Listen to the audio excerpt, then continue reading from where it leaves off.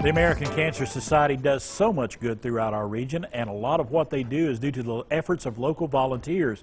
And this morning, Holly Booker is here to share with us how you can help the American Cancer Society by becoming a volunteer. Good to see you, Holly. Good to see you, Chris. Thanks. You said you had a pet runaway this morning. You had yes, your I have a so it's been a runaway busy morning. bunny in the mud. I'm trying to catch it. Taking volunteers for that too. Did you catch? Did you catch? No. It's still out there running around. Yes. Oh well, hopefully you'll get back home and get that taken care of. We'll get it. But let's talk about volunteers because so vital to the American Cancer Society. They are. We are a volunteer-driven organization. Anything that we do is because our volunteers came and showed up and did it for us. But talk to us because the mission, everything that you do, let's break down that everything. There's so much going on there. Our mission is funded by events that we have. Right. And our mission is research. We fund groundbreaking research for cancer treatments. And then we also provide rides, free lodging, and 24-hour support for people who are going through treatment. So all of that is funded through the events that we have. So we need volunteers to drive people back and forth to treatment, and you can do that here. We have a program. It's called Road to Recovery. It's kind of like Uber with a heart. I like that. It's an app, and so you just look and you see who needs a ride in your area, and you can literally just look at it and say, oh, well, I'm free from, I don't know, 2 to 4. I can take somebody down there and get them radiation or take them to chemo, because a lot of times they don't feel like it, or they don't have that. They don't have the ability. Right. There. Yes. So we're taking volunteers for Road to Recovery all the time.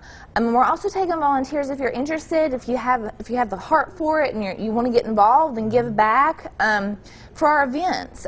We have events in Tri-Cities, we have events in Greenville, Hawkins County, Unicoi County, and Carter County, and we would love for people to come get involved. Most of the time when you get involved, you're kind of stuck because you fall in love with the people you're working with. Right.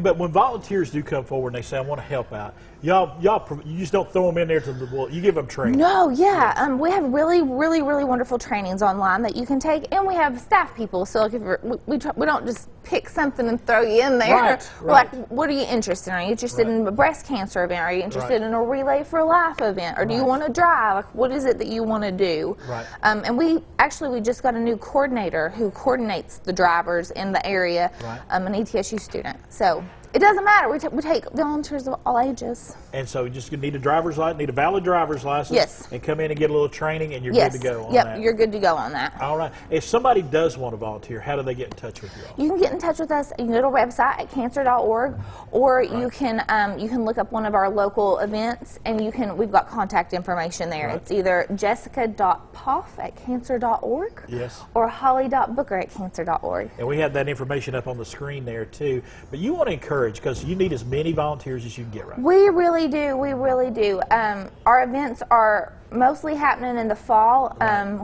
We moved them back a little bit this year.